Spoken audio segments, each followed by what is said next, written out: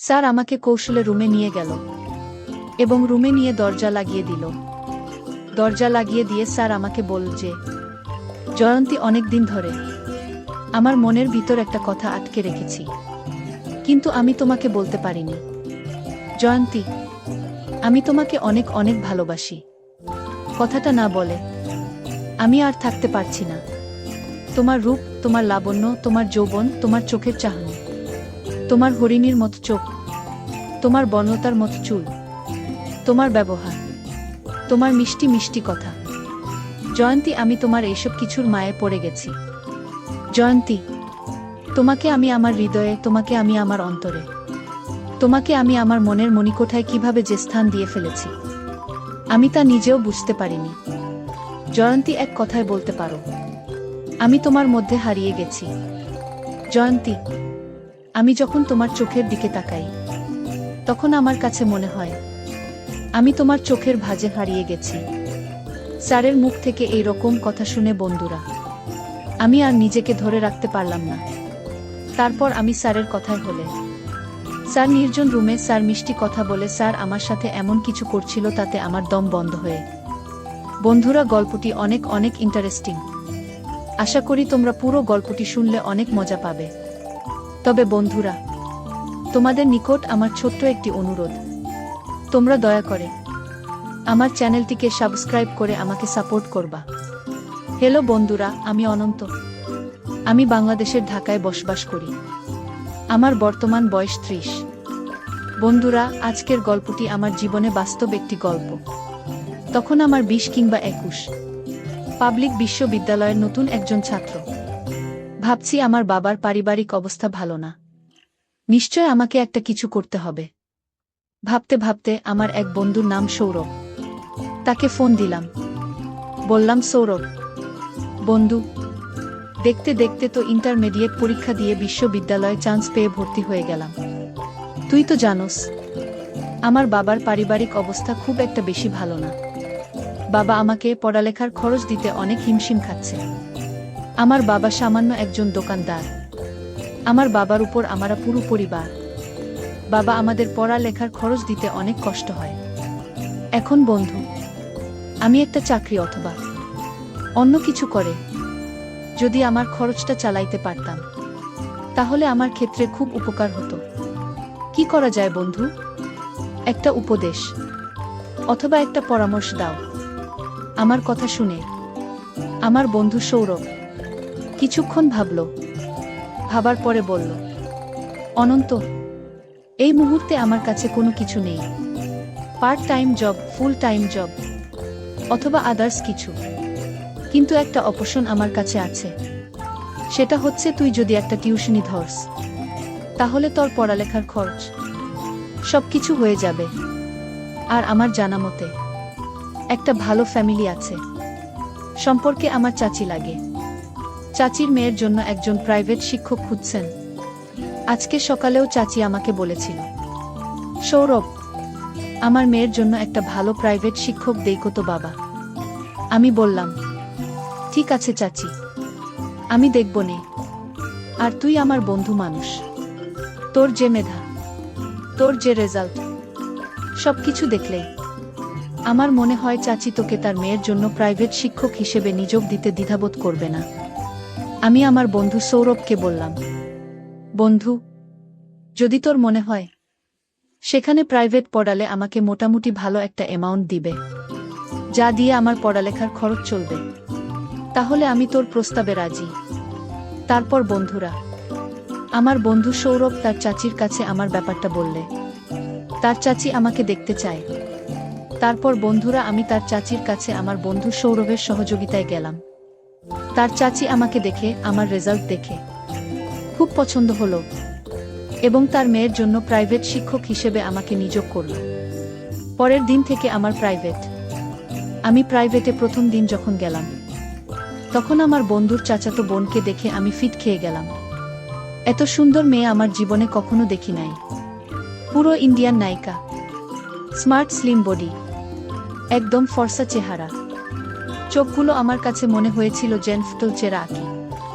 মাথার চুলগুলো আমার কাছে মনে হয়েছিল যেন বনলতা সেনের মতো। অবাক দৃষ্টিতে তার দিকে কিছুক্ষণ তাকিয়ে থেকে আমি জিজ্ঞেস করলাম, কি নাম তোমার? সে উত্তর দিল, স্যার আমার নাম জয়ন্তী। আমি বললাম, বা জয়ন্তী, তোমার নামটা তো অনেক সুন্দর। তোমার নামটা যেমন সুন্দর, তুমিও এমন সুন্দর। জয়ন্তী আমার কথা শুনে একটা মুচকি হাসি বলল, স্যার আপনি অনেক রসিক মানুষ, আপনি অনেক মজার মানুষ। আমি বললাম, জয়ন্তী কিভাবে বুঝলা যে আমি অনেক রসিক মানুষ, আমি অনেক মজার মানুষ?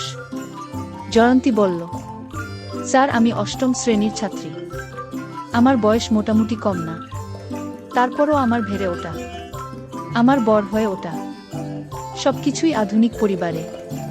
আমি বুঝি স্যার একটা মানুষ কিভাবে কথা বললে আমার কাছে মনে হয় সেই মানুষটা রসিক। সেই দিক থেকে স্যার আপনি রসিক মানুষের অন্তর্ভুক্ত। অষ্টম শ্রেণীতে পড়ুয়া একটা ছাত্রীর কথা শুনে আমার মাথা ঘুরে গেল। একটা ছাত্রী এত বিচক্ষণ শক্তি দিয়ে রসিক মানুষ বের করতে পারে আমার জানা ছিল না। যাই হোক বন্ধুরা, অবশেষে পরিচয় পর্ব শেষ করে আমি আমার ছাত্রী জয়ন্তীকে প্রাইভেট পড়াতে শুরু করলাম। সেদিন ছিল প্রথম দিন। প্রথম দিন থেকেই বুঝতে পেরেছিলাম তার মেধা অত্যন্ত প্রখর, যে কারণেই তাকে প্রাইভেট পড়ানোর আগ্রহ আমার আরও বেড়ে যায়। কারণ মেধাবী ছাত্রছাত্রীদেরকে প্রাইভেট পড়াতে যে কোনো শিক্ষকেরই আগ্রহ অনেক বেশি থাকে। আমার ক্ষেত্রেও সেরকমই হয়েছিল। আর অন্যদিকে আমার ছাত্রী জয়ন্তী অত্যন্ত সুন্দরী, লাবণ্যময়ী এবং কি মিষ্টভাবী ছিল, যার কারণে আমি তার প্রতি প্রথমে কিছুটা দুর্বল হয়ে যায়। আমি জানি যদিও তাকে কোনোদিন পাব না, কারণ তার ফ্যামিলি আর আমার ফ্যামিলি কখনো কোনোদিন ম্যাচ হবে না। এভাবে দেখতে দেখতে আমি তাকে প্রায় 2 থেকে 3 মাস প্রাইভেট পড়ালাম। সেও আমার প্রাইভেট পড়ানোর কৌশল থেকে অনেক খুশি। প্রথমত আমাদের মধ্যে খারাপ কোনো কিছুই ছিল না, কিন্তু দুজন দুজনের প্রতি আস্তে আস্তে কিভাবে যে দুর্বল হয়ে যাচ্ছিলাম তা বুঝতেই পারছিলাম না। সে আমার দিকে পড়ার ফাঁকে ফাঁকে মাঝে মধ্যে কেমন জানি এক অদ্ভুত দৃষ্টিতে তাকিয়ে থাকত। আমিও মাঝে পড়ানোর সময় তার প্রতি অন্যরকম দৃষ্টিতে তাকিয়ে থাকতাম, কিন্তু কেউ কখনো কারো মনের কথা প্রকাশ করতে পারতাম না। এভাবেই চলতে চলতে প্রায় 3 থেকে 4 মাস চলে গেল। 3 থেকে 4 মাস পর একদিন তাকে দেখে আমার চোখ কপালে উঠে গেল, কারণ সে এই দিন তার বাড়িতে কিসের জন্য একটা অনুষ্ঠান ছিল। অনুষ্ঠান উপলক্ষে এমন সুন্দর করে সেজেছিল যেন তাকে আসমানের পরী মনে হয়েছিল। তাকে দেখে আমি কতক্ষণ যে অপলক দৃষ্টিতে তাকিয়ে রয়েছিলাম আমি কখনো অনুভব করতে পারি নাই। শুধু জানি কিসের একটা মোহে আমি যেন তার প্রতিমূর্তির মতো দাঁড়িয়ে রইলাম। আর মনে মনে ভাবলাম, কেন জানি মনে হয় সে আমাকে অনেক ভালোবাসে, কিন্তু আমার সামনে প্রকাশ করতে পারে না। আমিও তো তাকে অনেক ভালোবাসি, কিন্তু আমিও তো তাকে প্রকাশ করতে পারি না। জয়ন্তীকে ভালোবাসি এ কথা প্রকাশ করতে না পারায় মনের মধ্যে কেমন জানি একটা অস্থির অস্থির ভাব চলে আসলো। মনে মনে ভাবলাম, আজকে আমি আমার মনের কথা জয়ন্তীকে কৌশলে বলে দিব, পরে যা হবার হবে। কারণ আমি যদি আমার ভালোবাসার কথা জয়ন্তীকে না বলতে পারি তাহলে আমি তাকে পাবো কি করে?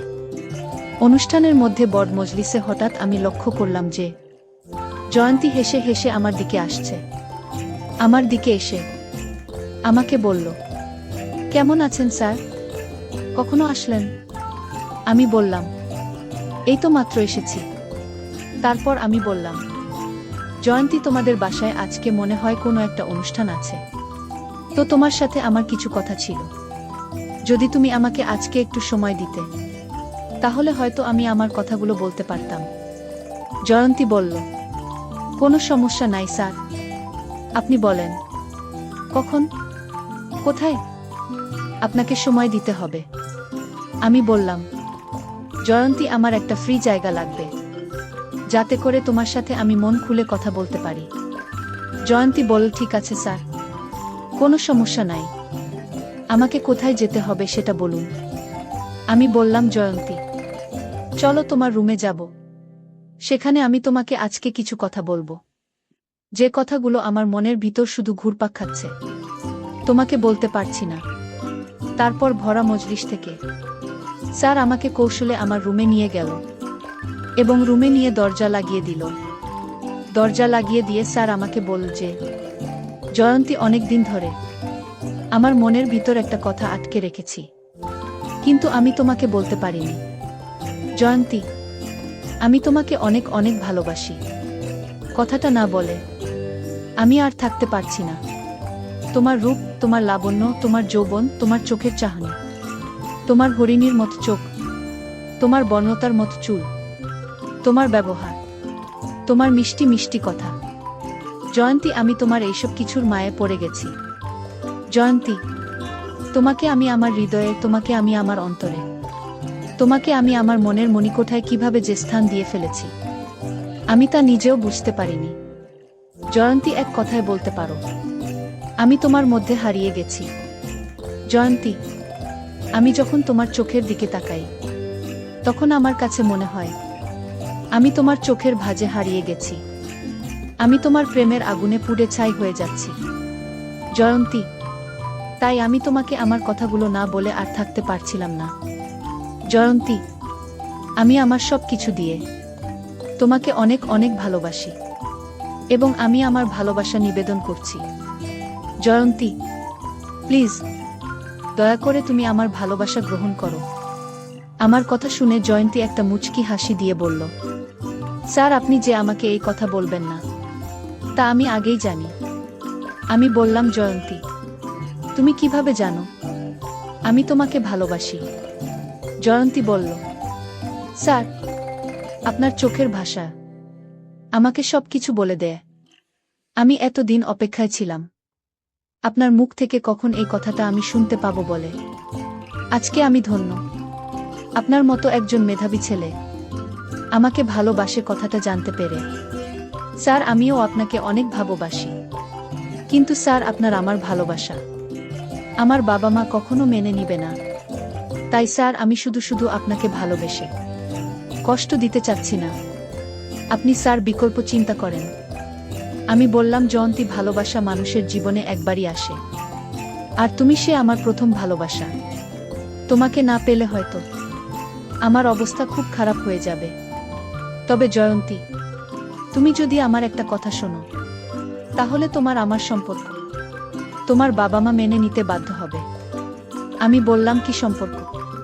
তখন স্যার আমাকে বলল যে, জয়ন্তী, তুমি যদি রাজি থাকো, তাহলে তোমার সাথে আমি এমন ধরনের সম্পর্ক করব যার ফলে তুমি আমার বাবুর মা হয়ে যাবে। তাহলে দেখবে তোমার আব্বা আম্মা এমনিতেই মেনে নিবে। জয়ন্তী, তুমি আমাকে কি ভালোবাসো না? তুমি যদি আমাকে ভালোবাসো, আশা করি তুমি আমার কথাটা রাখবে। জয়ন্তী, আমি তোমাকে চাই, জীবনে মরণে, শয়নে স্বপ্নে, সব সময় আমি তোমার পাশে থাকতে চাই। জয়ন্তী, প্লিজ না করো না, একটু সুযোগ দাও, দিয়ে দাও। তারপর বন্ধুরা একদিন স্যার আমাকে কৌশল করে বাসায় কেউ না থাকায় জীবনের প্রথম বসন্তের ফুলটা ফুটিয়ে ফেলেছিল।